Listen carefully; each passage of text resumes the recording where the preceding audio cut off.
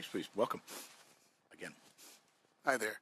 I'm Deacon John Wilson, Education Enrichment Director, Program Director for West Angeles Church of God in Christ in Los Angeles. This program serves in some way over 800 families in Los Angeles inner city and surrounding areas. We provide college access programs for affordable colleges, career development. We're advocates for family-owned educational challenges in school.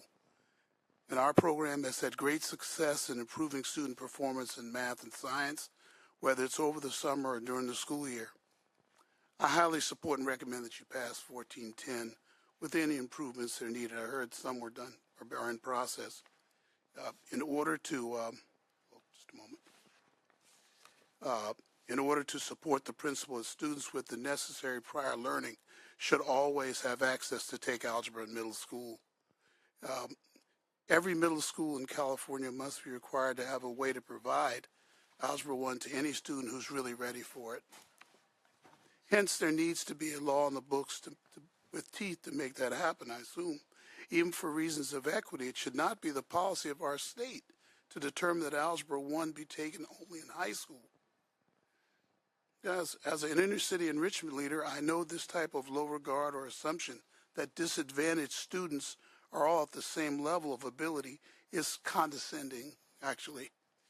As it is, parents in the know and with financial resources indeed get their students Algebra 2 in the summer, or they double them up on the math, as she mentioned.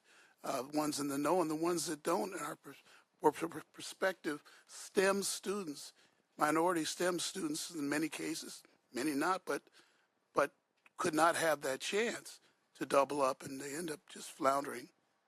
Finally, if we want to get more students to higher paying STEM jobs, you need to ensure they can take advanced math in that last year of high school. I don't want to go through each year, but you can see that if they don't start with it in 8th grade, they could lose that opportunity to get that. So let's bring everything in line with the Department of Education website. Let's have algebra in 8th grade. What do you say? For these reasons, I respectfully urge that you vote aye on SB 1410. Thank you very much.